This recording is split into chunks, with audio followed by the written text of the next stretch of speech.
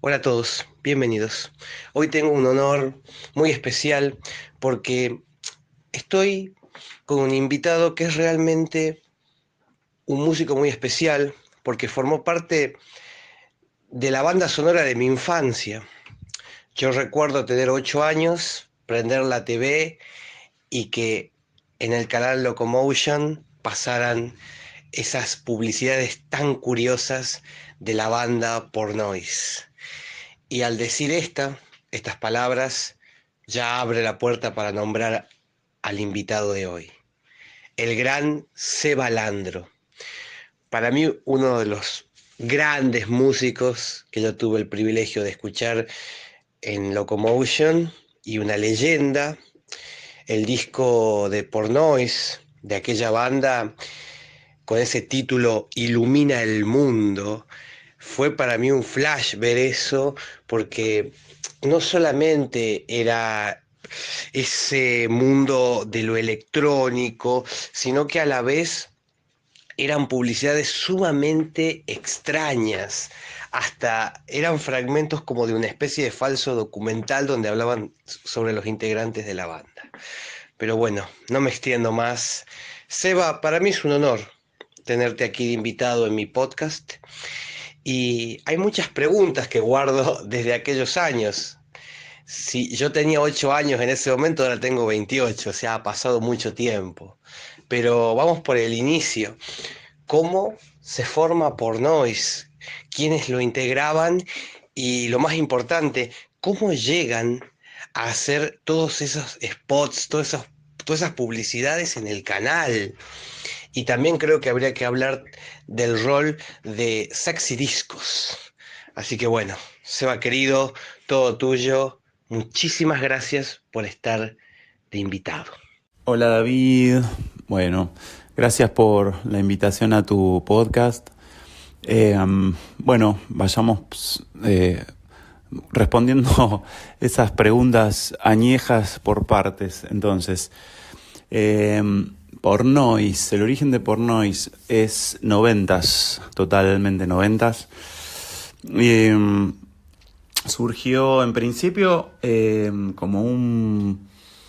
como el devenir de un concepto, porque la cuestión es que yo era parte de una banda, de un grupo de rock noise en aquellos mediados de los noventas, y en la elaboración de uno de esos shows en vivo, con mi compañero, era un cuarteto ese grupo, y con mi compañero Ian, estábamos no sé, viajando y estábamos craneando algo respecto de un show en particular, puntualmente. Y creo que estábamos haciendo como unas gráficas o vaya a saber, no sé qué. Y lo único que recuerdo es que estábamos craneando ponerle un nombre al show, que sintetizara, digamos, que nos caracterizara de algún modo. Y surgió en este, no sé, en este devenir de la conversación, una palabra que inventamos en el momento, que era pornoise en realidad, y que era una cosa bastante elemental, sencilla, básica, tal como la unión de la palabra porno y la palabra en inglés noise. Originalmente era pornoise, escrito noise. Nada, sencillamente era, como decía antes, muy elemental. Era algo así como no sé, qué sé yo, la pornografía del ruido, el ruido pornográfico. Bueno, nada, eso, ¿no? Era en torno a esa situación. Y quedó el concepto, creo que lo usamos y qué sé yo, pero bueno, quedó como esa idea, que se ve que quedó porque hicimos alguna cuestión gráfica, entonces quedó eso de haber quedado plasmado, quedó sobrevolándonos. Ese grupo se disolvió después y inmediatamente, porque hay años en la vida de uno que son todo muy condensado en poco tiempo, ¿no? Por ahí 5 años son tremendos de intensidad, ¿no? De cosas inventadas y qué sé yo. Así que terminada ese proyecto, ese grupo, seguimos nosotros trabajando como dúo, y compañeros y socios de aventuras, de experimentos musicales y de qué sé yo, de cosas que filmamos, porque hacíamos música todo el tiempo, tocábamos y improvisábamos y grabábamos las improvisaciones y tocábamos en vivo estas cuestiones, y a la vez en paralelo filmábamos. Hicimos algunos cortos, metros y metros y kilómetros de cintas de video filmadas, grabadas, guardadas, pre-video digital. Seguimos un devenir de cuestiones en vivo, shows y cosas que podía significar alguna situación ultra extrema sonoramente de improvisaciones en vivo relacionadas con un mundo musical muy radicalmente alejado de quizás otro mundo radicalmente opuesto que podría ser el más pop, digamos, ¿no? Todo el tiempo oscilando entre extremos estuvimos. Supongo que por ese motivo de ser bastante realmente inconformistas, pero en el sentido de que nada de los tags posibles, de las etiquetas que se solían y se suelen poner a cualquier cosa, creo que ahora no tanto, nos parecieron apropiadas, ni convincentes, ni nada. Entonces, supongo que también por eso nunca fuimos del todo muy amigos de nadie, porque nunca cuajábamos muy bien ni en uno ni en otro ambiente, ni en otro, ni en ningún ambiente. Siempre, nos tuvimos que producir nuestro propio ambiente. Nuestro propio ambiente. Sí, creo que es una buena reflexión esa. Y todas esas cosas yendo entre la música, entre los samplers, los sintes, las guitarras procesadas o cualquier cosa que se nos presentara básicamente, o baterías acústicas, y la gráfica digital. Las computadoras estaban llegando a nosotros también en esos años de manera funcional, digamos, y ya para fines de los 90 empezábamos a armar estudio con compus, entonces se bifurcaban los caminos muy rápidamente en cuanto a las posibilidades, y bueno, empezamos a hacer canciones también. ¿Por qué no? ¿Por qué no podemos hacer cualquier cosa? Entonces así también hicimos canciones, y porque ahí veníamos también, ¿no? Y sí, hubo como una sucesión de shows de Pornoise con canciones, excluyentemente con canciones, pero todo como dúo, siempre un dúo. Éramos nosotros dos haciendo cualquiera de las cosas que se nos ocurriesen hacer. Y para estos vivos eventualmente teníamos invitados, 1, 2, 3, qué sé yo, llegamos a hacer 5 tipos en un escenario, tocando canciones por ahí. Y ahí yo empecé a insistir para sumar. La primera persona fue Juan. Insistí para que él se sumase porque me parecía que estaba bueno como digamos, como influencia de un, digamos, no tenía un rol para Juan, básicamente, en principio, pero me parecía que podía ser, me parecía que era un buen conceptualizador el tipo, entonces yo quería tenerlo ahí.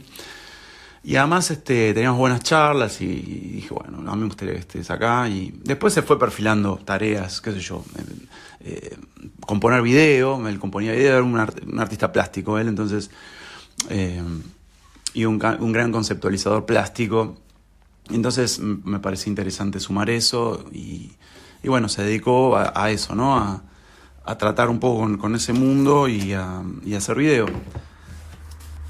Como una especie de colaborador en cuanto a conceptos, ideas, y de a poco empezar a hacer algunas cositas de video. Pero bueno, un colaborador al fin interno, ¿no? Ya como de planta, por decirlo así. Y después lo insistí también mucho para incorporar a Lucas Totino, como aliado musical con el cual trabajé mucho codo a codo, generando como un código muy cerrado de laburo musical.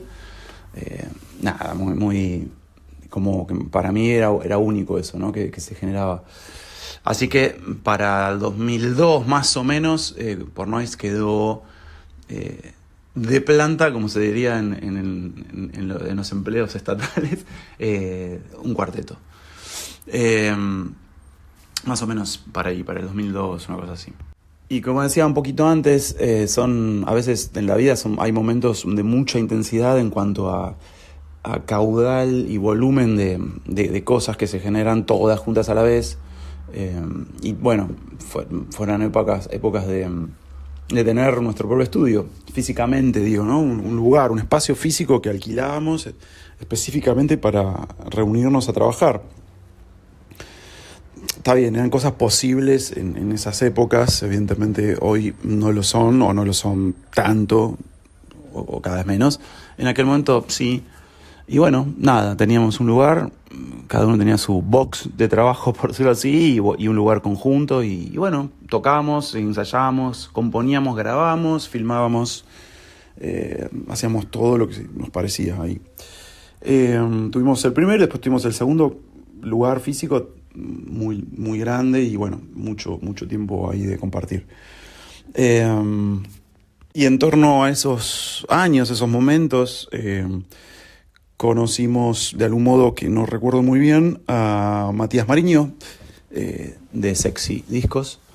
Y bueno, empezamos a charlar con él de editar el disco que estábamos preparando con ellos, con la gente de Sexy. Es un disco que se empezó a gestar, pongámosle en promedio, en el 2003 y se editó en 2004 con ellos. Yo no recuerdo bien el momento, pero durante el 2004, calculo que a fin de año, ¿no? O en la primavera del 2004 se editó con ellos. Yo creo que ellos fueron muy generosos, la gente de Sexy fue muy generosa con nosotros porque bancó un montón de delirios imposibles de imaginar hoy, o sea, de otra época, otro mundo, todo. Nada, si alguien ve hoy la edición física de ese disco, es un disparate absoluto, es como un tríptico impreso en cartón, ¿no? Una locura total.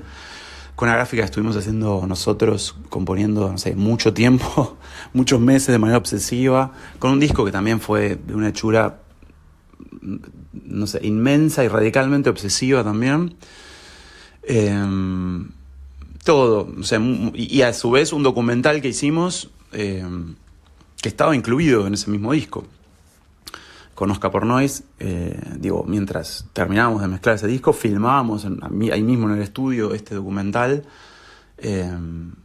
Y bueno, ellos accedieron a todo este disparate y como tenían el link, yo ahora no recuerdo los detalles, no sé cómo funcionaba, cómo operaba la relación Sexy Discos Locomotion, que era el canal como bastante de referencia en cuanto a lo visual, a lo gráfico. Digamos, había una data vertida ahí cuando, digamos, los últimos coletazos de vitalidad de la televisión, digamos, ¿no? Porque, pongámonos en contexto, de Internet ya no era proto, pero sí era proto en cuanto a la masividad de su consumo, de su utilización.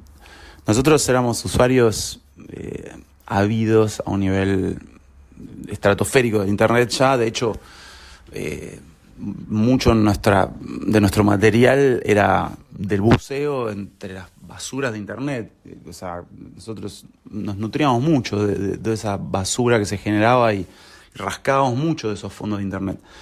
Pero es cierto que no había un consumo definitivo como el que hubo pocos años después. De hecho, era una época pre-red social por poquito, digamos, ¿no? Porque en los últimos momentos de funcionamiento pleno de Pornoise, recién empezaba a surgir MySpace, así que Bueno, así estaban las cosas. Y bueno, Locomotion era como parte de ese coletazo final de la televisión, digamos, del beber datos de la televisión, qué sé yo, eran los últimos momentos de MTV, los últimos momentos útiles, digamos, de MTV y de todos estos canales, ¿no? Que tiraban una data. De hecho, nosotros tuvimos en rotación videoclips, no sé, 2 o 3, no me acuerdo ahora, pero por lo menos 2 seguro en MTV. Estaban ahí dando vueltas como videoclips. Y en Locomotion la situación increíble que se nos dio es que, como no recuerdo, una vez más digo, los detalles de cómo era el arreglo que tenían comercial o bueno, de trabajo con Sexy, pero sea como fuere, nosotros, está bien, ellos, de hecho, en el lomo del disco nuestro físico, en la edición física, se ve Sexy / Locomotion, o sea, es como una coproducción, digamos, ¿no? Entonces, teníamos la posibilidad de que las promos, o sea, contábamos con espacio de aire, digo, se contaba, digamos, como parte del trato, con espacio, ¿no? De aire para promocionar. Y lo correspondiente a nosotros de ese espacio, negociamos, pedimos y nos lo dieron increíblemente, una locura total. Y nos dieron un montón de ese espacio y pusimos muchos spots. Yo no recuerdo ahora la cantidad, pero no quiero mentir, tendría que ponerme a bucear, pero creo que eran, no sé, muchas piezas, muchas en serio. Entonces, nada, filmamos un montón de piezas, una locura total, unas piezas que eran, nada, habría que reverlas como para ilustrar de qué estamos hablando, pero eran enigmáticas en principio, cuanto menos enigmáticas e inquietantes, y yo creo que eran un poco fantasmagóricas también. Creo que hoy a la distancia debe ser todo eso un poco más, ¿no? Porque, digamos, hay como que se le suman un par de capas de datos a todo esto que hace que las cosas sean aún más por ahí, ¿no? Pero bueno, eran extrañas esas piezas, era la idea. La idea era molestar e inquietar, etc. Creo que se lograba bien. Y una de las cosas que recuerdo mucho de esos spots, bueno, más allá de que los hacíamos todos nosotros y también en el estudio, y todo se hacía en torno mientras ensayábamos para los shows y las presentaciones, se hacían esas cosas y me acuerdo que todos los voiceovers, todas las locuciones de todos esos spots se las pedimos grabar a un locutor que nosotros admirábamos muchísimo, Ricardo Dolani, que murió años después. Bueno, ahora ya no sé cuándo, o sea, tendría que ver, pero uno de los últimos grandes locutores argentinos con esas voces gigantes, para ubicarnos estilo, no sé, La Aventura del Hombre, por decirlo así. No es el que hacía esa voz, pero bueno, es ese estilo de locutor que ya no existe, ya no está, digamos, son entre los, no sé, como que no está entre la data estética mental, ¿no?, de la gente. Pero tenía mucho que ver con el consumo televisivo y con el documentalismo televisivo de, no sé, de otras épocas, ¿no? Supongo que un poco con las cosas que mamamos de nuestra infancia más 80s y primeros 90s, digamos, ¿no? Así que bueno, así estaba armado todo este disparate que nos han permitido hacer, no sé. Yo creo que ahora a la distancia, no creo que no hizo tanta falta que tanto tiempo pasado, porque ya creo que inmediatamente me daba cuenta de que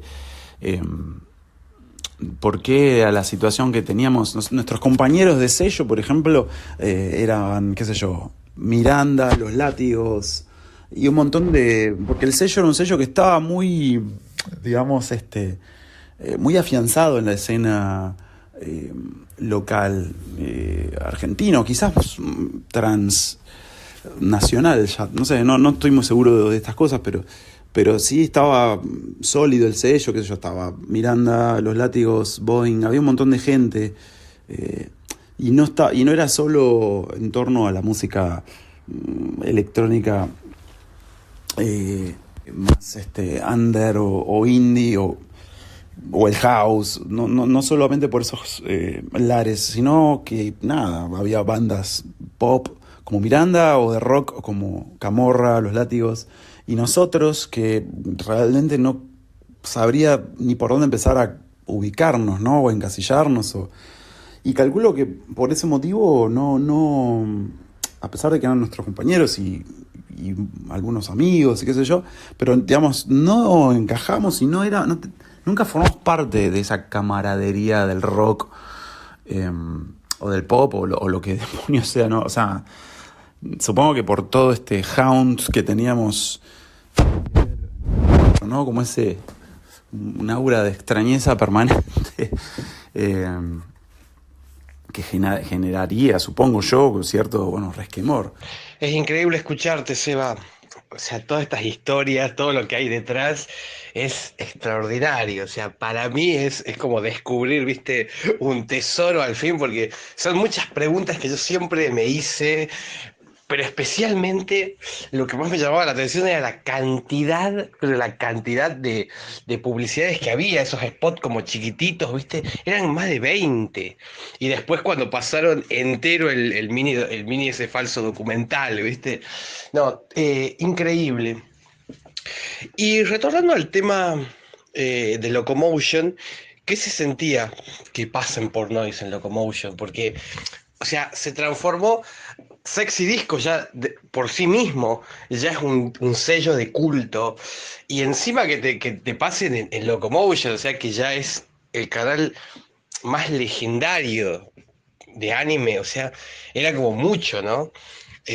Bueno, Locomotion era muchísimo más, era una mezcla total de muchísimos conceptos artísticos, urbanos y todo lo que conlleva esa especie de inicio del 2000. Hay una magia muy, muy especial en ese canal.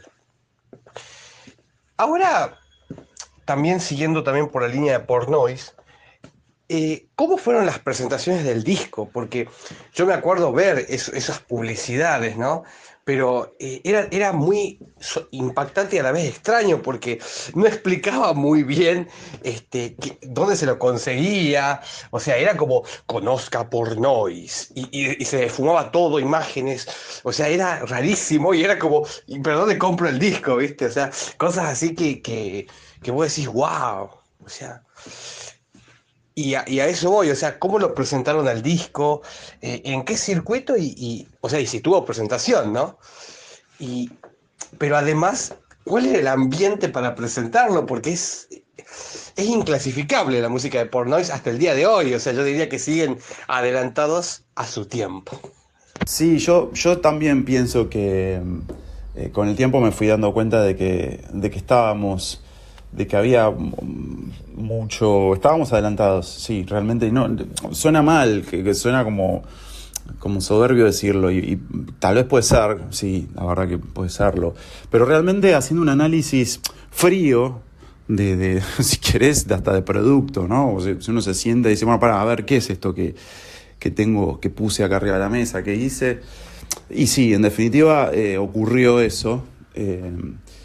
Y bueno, qué sé yo, es lo que había, es lo que salió, es la música que me salía, es las cosas que nos salía a todos juntos, y era honesto y era, digamos, no era calculado en lo más mínimo. Así que bueno,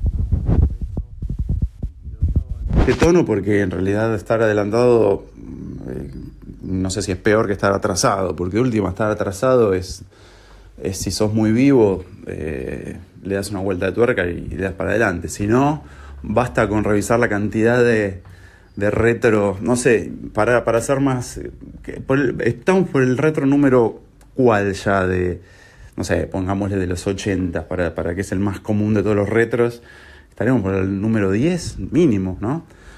Quiero decir, a veces creo que, estoy seguro, en muchos casos estar adelantado es un problema. Sobre todo en determinados momentos, capaz que digamos, o si estás muy manija hoy día, muy manija y salís y tocás y nada, digamos, con el nivel de irradiación, de propagación de datos que hay hoy desde hace, bastante, ¿no? Por lo menos de 15 años, con nuestro tan ya apropiado sistema mediante redes sociales y qué sé yo, capaz que no es tan, no pesa tanto estar adelantado, pero creo que en aquellos momentos sí, porque las cosas se propagaban de manera híbrida todavía. Qué sé yo, existía la televisión, existía tocar en vivo, existía internet, pero la gente no sabía bien, no solamente no sabía cómo usarla del todo bien, sino que, digamos, los canales de distribución dentro de internet no estaban configurados como hoy, era, digamos, y por otra parte había mucha gente que no contaba con conexión, no había smartphones, con lo cual meterte a internet era una tarea dedicada específicamente. Tenías que acercarte a la computadora, y tenías que tener una computadora, había gente que no tenía computadora. Y bueno, qué sé yo, aquel momento, en realidad, hubo presentación, sí, presentación oficial, presentaciones oficiales, pero en particular hubo una que nos habíamos empecinado por algún motivo que ahora no recuerdo, con el Malva. El Malva era una cosa medianamente nueva en aquel momento. Y lo habíamos conocido, no sé, por una serie de situaciones. Previamente habíamos tocado ahí una o dos veces, sí, por lo menos dos veces o tres. Circunstancias también deformes, siempre todo deformidad. Entonces nos había quedado un recuerdo atractivo de ese lugar y teníamos, no sé, algo por estilo sucedía. Y bueno, nos había quedado el recuerdo del auditorio del Malva y nos parecía que ese lugar estaba perfecto para nosotros. Y lo cual era un poco, descabellado porque, nadie había tocado ahí, nunca. No había infraestructura para tocar, lo único que sucedía es que nos gustaba muchísimo el lugar, nos gustaba mucho el lugar y era grande, no sé, entraban como 500 personas, no sé, algo así. Y nos parecía que estaba ok. Y entonces planificamos que sea ese el lugar para presentarlo. Ahí fue la presentación oficial. Se negoció eso y se hizo eso. Y estuvo tremendo. Pues me acuerdo que hicimos lo que quisimos, básicamente. Hicimos... fue un disparate total. Fue tipo... No sé...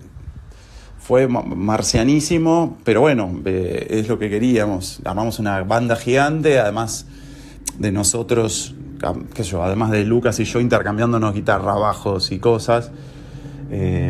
Ian con un par de electronics. Y teníamos un par creo que 3 músicos invitados más. Saxos, guitarras. Y teníamos 2 saxofonistas, amigos, con el que habíamos armado un ensamble.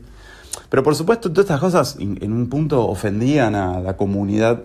Por esto es que nunca encajamos en nada, porque a la gente le parecía que éramos del mundillo electrónico, pero después veía que pisábamos pedales de distorsión y invitábamos 2 saxofonistas a armar como un ensamble de caños free jazz y se generaban situaciones noise y entonces todos esos tipos del mundo de la electrónica se ofendían y se defraudaban y los del rock también porque hacíamos nada, ¿viste? Todo siempre era molestar y que está bueno pero después, también tiene sus consecuencias porque terminas no encajando en ningún lado.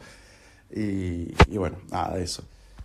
Y la época tiene, qué sé yo, nosotros, curtimos esa época de manera muy propietaria, con lo cual, en muchos casos, te das cuenta de cosas. Creo que teníamos una conciencia panorámica bastante amplia de situación, de momento, de estado de cosas. Pero bueno, a pesar de eso, a la distancia las cosas se ven de otra manera. Y por supuesto que entiendo que las cosas se ven de otra manera cuando uno consume cosas, digamos, como en tu caso que vos decís, bueno, yo veía eso. Bueno, es diferente la aproximación que uno tiene haciéndolas o consumiéndolas. Y está bien, qué sé yo, se supone que es así. Y también está bueno, ahora con lo que vos decís, descubro que, bueno, que fue la misión estuvo bastante bien cumplida en un punto, porque el desconcierto que intentábamos generar, a veces ni lo intentábamos, a veces molestábamos y generábamos desconcierto, a veces el desconcierto era a propósito porque, bueno, evidentemente funcionó. Y esto de que no se sabía bien dónde conseguir las cosas. Sí, las cosas después efectivamente estaban distribuidas. Los discos estaban en, no sé, en Musimundo, en lugares de estándar. Pero claro, esas publicidades que hacíamos eran muy enigmáticas, muy fantasmagóricas. Entonces, bueno, sembrabas confusión, era un poco eso, ¿no? Pero también, bueno, era un poco el ambiente. Vos mencionabas un poco Locomotion. Nosotros no teníamos realmente en ninguno de nosotros había nada, ningún casamiento con nada. O sea, realmente, lo digo en serio. No teníamos, así como no nos casábamos ni un poquito con el mundillo musical, lo cual, una vez más, como dije antes, tiene sus pros y sus contras. Bueno, eso hay que aceptarlo. Y eso significaba no casarnos o no comulgar, digamos, no sentirnos dentro de una familia, de la familia del techno, ni de la familia del house, ni de la familia de la música de clubs nocturnos, ni del rock, ni del pop. Realmente, o sea, realmente siempre hice, yo por lo menos en mi caso, y cuando nos juntábamos con los chicos, y yo, la música que se nos cantó el ojete, con lo cual, viste, no había más de por medio que eso. Entonces, hoy te levantabas con ganas de hacer funk, y mañana heavy metal, y mañana techno, y bueno... así era todo. Y con las visuales también. Con las visuales también. Un día nos divertía la idea de hacer unos 3D asquerosos. Y otro día nos divertía la idea de salir y filmar. Y bueno, y lo hacíamos. Entonces, eso tampoco nos casaba con el mundo visual demasiado. Qué sé yo. Siempre combatimos, mirá, ya hace 20 y pico años, pero nos cagábamos de risa y nos burlábamos del mundo DJ, no por nada en particular, sino porque ya en aquel momento nos burlábamos de las raves y de los festivales de música electrónica, que también hay que decir, nos dieron de comer, porque fuimos y tocamos en varios de esos festivales, no sé, Creamfield, esas cosas, tocamos. Nos dieron plata también. Entonces, o sea, nos burlábamos, pero bueno. Y quiero decir, lográbamos un buen cometido, porque lográbamos que nos pagaran en qué sé yo. Nos las ingeniábamos, quiero decir, para poder cobrar, no sé, el Sadaik de esos shows, rodeados de DJs y cosas que, qué sé yo, nos parecían disparatadas ya en aquel momento. Hoy ya, no sé, me parece un disloque.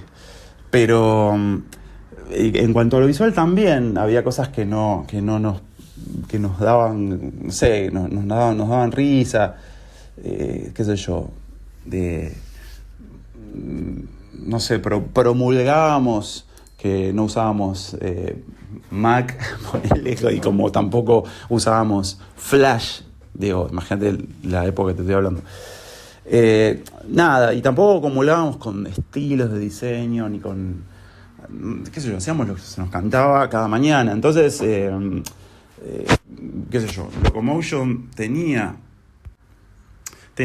como vertientes de estilísticas, ¿no? ¿Qué sé yo? De animación, diferentes recovecos, pero tenía un ambiente, tenía como un ambiente, me parece, como una atmósfera general el canal, ¿no? Que estaba bien, había sido muy pregnante en esa época, como esa atmósfera, ¿no? Eh, Audiovisual, como esa cosa medio enigmática, medio minimal. Eh, Creo que eso, por lo menos a mí, o sea, a los chicos nos gustaba, nos parecía atractivo, nos parecía efectivo, ¿no? Como ese ambiente. Eh, de hecho, yo creo no equivocarme, que la gente de Doma, que era un grupo visual, digamos, ¿no? De diseñadores, de animadores, nada, gente relacionada con eso, con lo visual. Creo que ellos, o alguno de ellos, tuvieron que ver o tuvieron todo a cargo el arte, digamos, de Locomotion. Hemos tenido algún crossover alguna vez entre Doma y Pornoise en alguna situación. Algunos somos conocidos. O hemos cruzado algún evento o alguna situación en la que compartimos charlas, por lo que recuerdo, ¿no? Si mi memoria no me falla, compartimos en alguna facultad, alguna charla sobre no sé qué. Vaya a saber que, entonces, en mi caso no confío que pude haber dicho ahí, pero bueno, vaya a saber. Pero sí, con temor a repetirme 1000 veces, pero bueno, sigo como medio pensando en voz alta. Yo creo que sí, había como un momento medio de crossover, ¿no? De cosas, ¿no? Fue como un momento medio puente, ¿no? Esos primeros 2000. Porque realmente tiene un mix de coletazo noventas y de cosa que iba rápido hacia la próxima década. Y me parece que, bueno, esto es algo que se fue dando siempre en cada momento, ¿no? De importancia que pueda marcarse.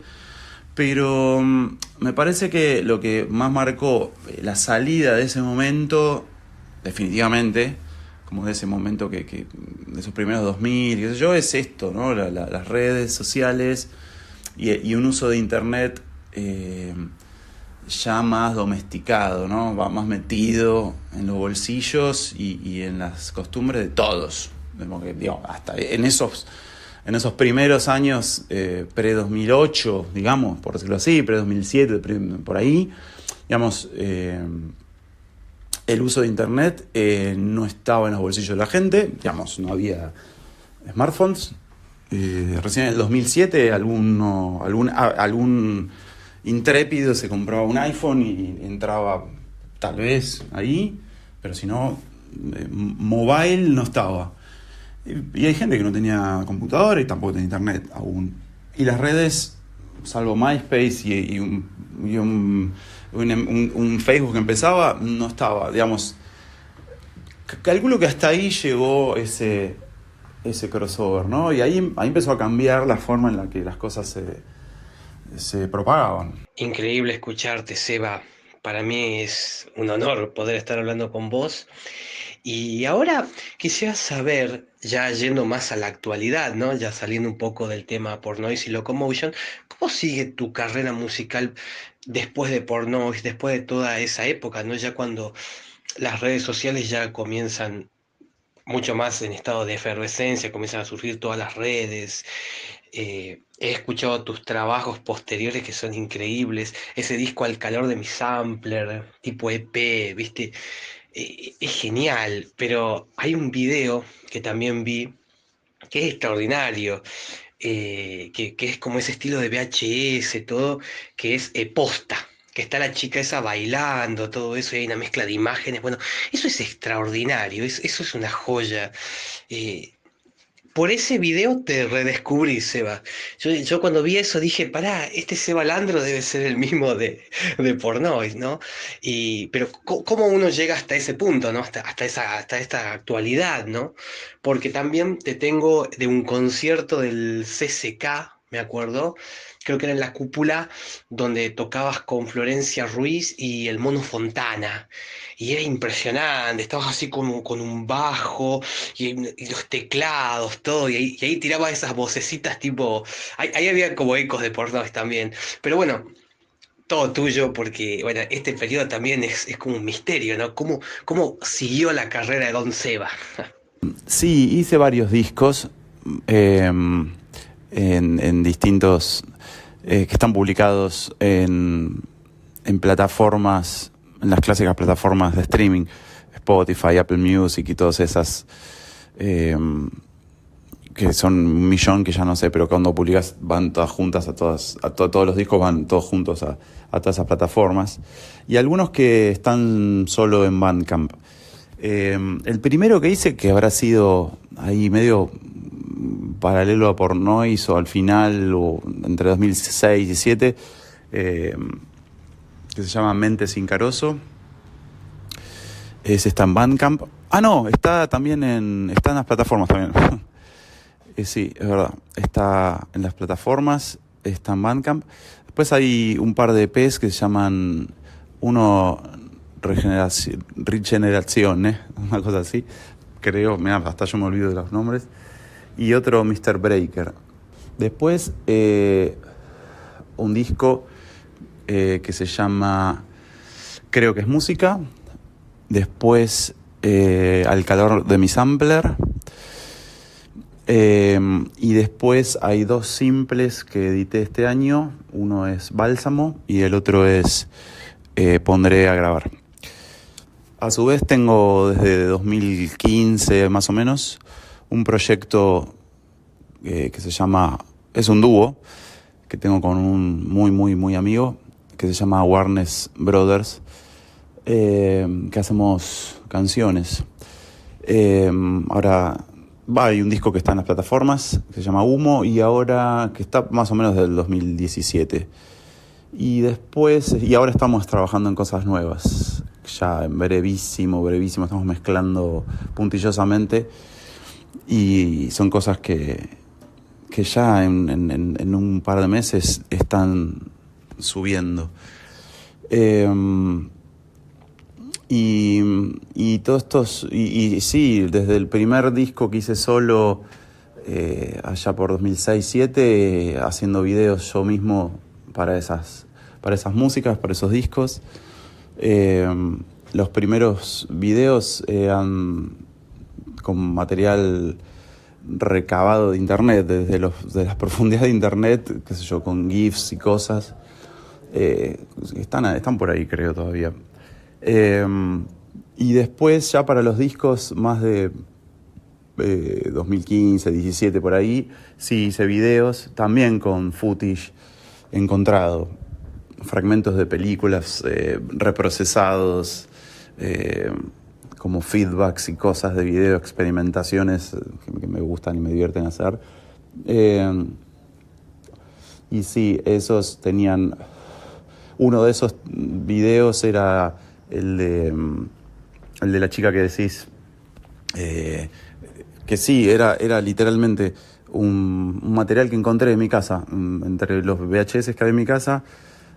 No sabía qué demonios era ese VHS, lo pongo y me encuentro con que era un video familiar que había enviado una familia que vive en Canadá, mostrando a sus familiares argentinos cómo se vivía allá o cómo vivían allá. Y les pedí permiso y lo usé. Y esta chica que baila es una chica grande ahora. Y la conozco, así que está bueno. Le tengo mucho cariño a ese video porque es real. Es un video filmado, creo que literalmente en el 1990 o 91, una cosa así. Y sí, lo hice yo, cortando millones de pedazos eso, reprocesándolo y sí, fue para ese tema que decís, posta. Y después sí, hay 2 o 3 videos más para esos. Del de Aberración, que es una canción que cantamos a dúo con Nico Cota. Esa canción tiene 2 versiones, una una que le dobla la velocidad a la otra en BPMs y tiene videoclip, digamos, hecho también con esta misma tesitura de reprocesar cosas, materiales encontrados y haciéndolos mierda a mi gusto. Sí, todo esto que te menciono, que es lo que me consultabas, y sí, ya está en el segmento temporal desde la aparición, desde que empezaron a correr distintas redes sociales, qué sé yo, desde MySpace hasta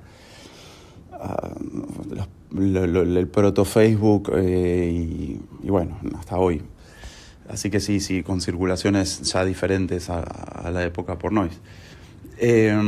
Actuales, digamos, ¿no? Y sí, los shows que viste, que decís, porque también colaboré con otras personas o produje discos de otras personas.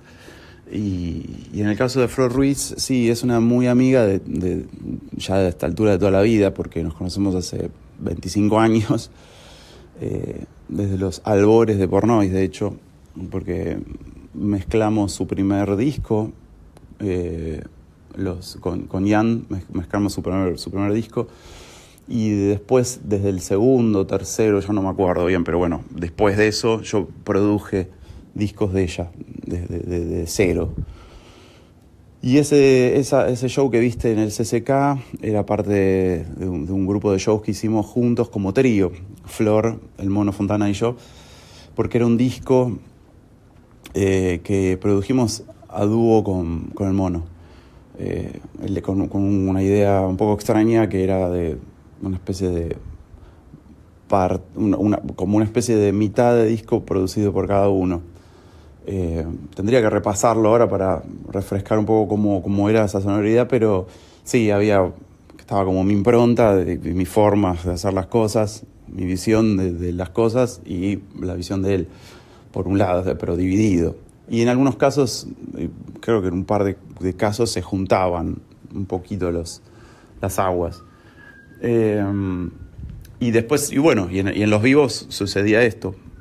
Echábamos a correr la resultante de ese laburo de estudio en el vivo. Y sí, yo tenía había armado como una estación de trabajo en vivo. Tenía un par de máquinas y el bajo colgado todo el show, y Flor sus guitarras y pedales, y el Mono teclados y todo su arsenal sónico, y el piano y qué sé yo. Así que sí, fueron lindos esos shows, fueron como especiales. Y sí, obviamente está el sonido de uno ahí, ¿no? Dando vueltas en todo. Entonces hay cosas que son muy parientes de los trabajos en Pornois y es lo que yo hago también, hay de eso, porque soy yo mismo, no es difícil disociar, aparecen solos esas cosas, ¿no? Y en lo visual también, porque en la manera de hilvanar algunas ideas visuales, bueno, también hay semejanzas, porque es uno mismo, ¿no? Que está ahí dando vueltas. Así que bueno, esas cosas nomás. Seba, querido, gracias totales por todas las historias que me has contado, porque son impresionantes. Podemos decir la historia inédita de Pornois y más. Bueno, Seba, para todos los que nos están escuchando, ¿dónde la gente puede encontrarte? ¿En qué redes sociales? ¿Dónde se puede escuchar todo tu material, ya sea el de Pornois clásico hasta la fecha? Y bueno, ¿qué se viene? ¿Se van a dar conciertos donde te podemos escuchar en vivo? ¿O eso será para futuro? Pero bueno, cuente todo porque somos todo oídos. Bueno, listando un poco mi material editado, eh, después de Ilumina al Mundo, de Pornois, hice un disco llamado Mente sin Carozo, que en principio 2006-2007 por ahí había sido publicado por un sello amigo, Y que después Sexy Discos lo reeditó en las plataformas mainstream como Spotify, Apple Music, etcétera, en 2017-18. Así que ahí está ese disco. Y después detrás de él el álbum Creo que es música, editado en las mismas plataformas mainstream en el 2016. Y después viene el disco Al calor de mi sampler, 2017. Y en el mismo año 17, como simples Aberración, eh, que tiene dos versiones. eh, y Heladería del Oeste, parte 2. Después viene un álbum que se llama 2001, mientras Kubrick estaba en el espacio, que es la música, la banda original de sonido que compuse para esa película del mismo nombre. Una peli de 2016, 17 por ahí, pero que editamos en 2020 el álbum. Eh, y después, en mismas, siguiendo con el tenor Spotify, etcétera, dos simples, uno se llama Bálsamo y el otro Pondré a grabar, ambos editados en 2023. Y después, en Bandcamp, están estos mismos discos y simples que mencioné, a los que se suma otros discos de entremedio, digamos, ¿no? Uno que se llama Rigenerazione, que es del 2008-9, otro que se llama Señor Breaker, y bueno, que están solo en Bandcamp. Después en SoundCloud, que yo lo mantengo también porque me sigue gustando, porque hay cosas que fui tirando, digamos, por diversos motivos. Algunos porque pues son cositas que surgieron sin mucha vuelta y van a ir a parar ahí, o versiones diferentes de cosas, o prototipos de cosas que después derivaron en otras, editadas de otra manera. eh, Qué sé yo, entonces me gusta eso. Y hay cosas que solo están ahí. La verdad es que a veces, de vez en cuando vuelvo y reviso porque me encuentro, uy, esto, ay, qué bueno, nada, tendría que ir para otro lado. Así que bueno, también está, bueno, el SoundCloud es soundcloud.com/Sebalandro. Eh, en mi canal de YouTube también, porque como yo hago mis propios videos, mi canal de YouTube, que es, bueno, youtube.com/Sebalandro, también está como esa otra parte de mi producción que es mis videos, no sé, los videos que les hago a esas mismas músicas. Así que ahí hay data también. Y después, por otra parte, eso con mi nombre como solista. Después, yo desde hace bastantes años tengo un dúo eh, que se llama Warnes Brothers, en el cual hacemos canciones y ahora estamos prontísimos a sacar un nuevo material con el que estamos chochos. Y también a Warnes Brothers se lo puede encontrar en los mismos fuentes sonoras, Spotify, Bandcamp, y por si hace falta recordarlo, Pornoise cuenta con los mismos canales, Spotify, Apple Music, Bandcamp, y etcétera. Y ahí está el material clásico, por decirlo de alguna manera, eh, editado o reeditado, y hay algunas cosas sueltas. De hecho, hay un tema que hasta el momento de su edición era inédito, que está editado y con un video que estaba bueno, muy bueno, en YouTube, que se llama Tía Explore. Es como un simple que salió para un par de años. En cuanto a shows y cosas en vivo, sí, la verdad que estoy pensándolo con mucha seriedad, por primera vez en bastante tiempo. En principio con Warner Brothers, porque como estamos ahora ultimando detalles con mucha música, la verdad que están midiendo fuertes las ganas de eso. Yo creo que para fin de año habrá algo de eso. Muchísimas gracias, Seba. Fue un honor tenerte de invitado en mi podcast. Yo soy David el saxofonista, pueden encontrarme de esta manera en todas las redes sociales y pueden escuchar este podcast en Spotify como Vivo Podcast y también en Apple Music. Muchísimas gracias a todos, adiós.